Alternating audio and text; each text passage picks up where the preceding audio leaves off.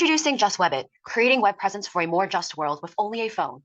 The internet provides opportunities to transcend social, economic, and geographic boundaries, to amplify voices and one's presence, and to generate wealth. These opportunities, however, aren't open to everyone.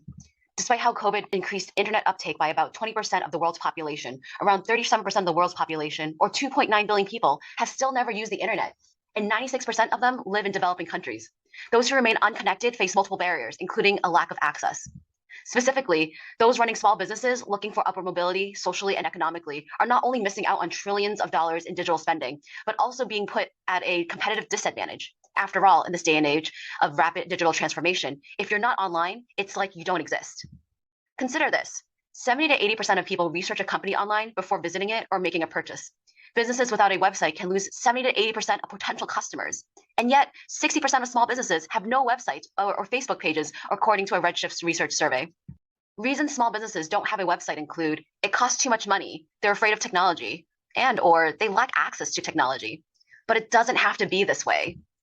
That's why we created Just Web It, capitalizing on how more than 91% of the world's population own a smart or feature phone, and seeing the increased need for web presence given the surge of the gig economy workers due to COVID.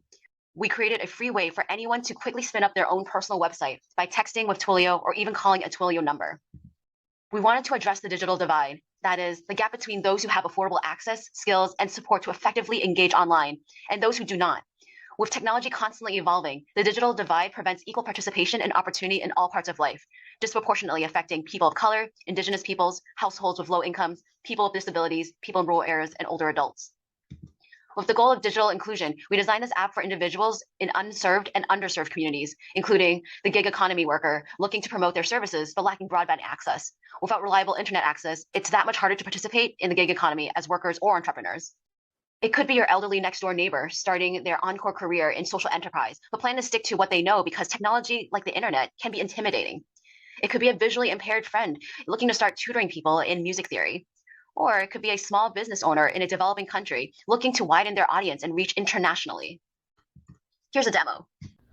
Hello everyone, I will be showcasing today the web application that we have made, and the main purpose of that application is to connect people in developing countries who may not have much of an internet presence and give them the opportunity to make a website of their own and therefore attract more business.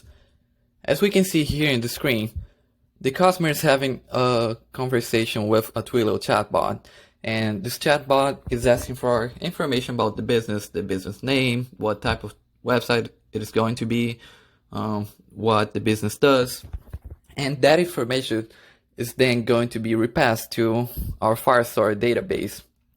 And from there, we will fill out the template that we have in the website. Okay, now getting to the website part.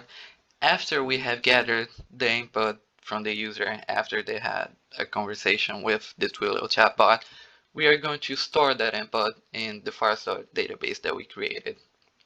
And that information is then going to be passed over to our React application and applied through conditional rendering.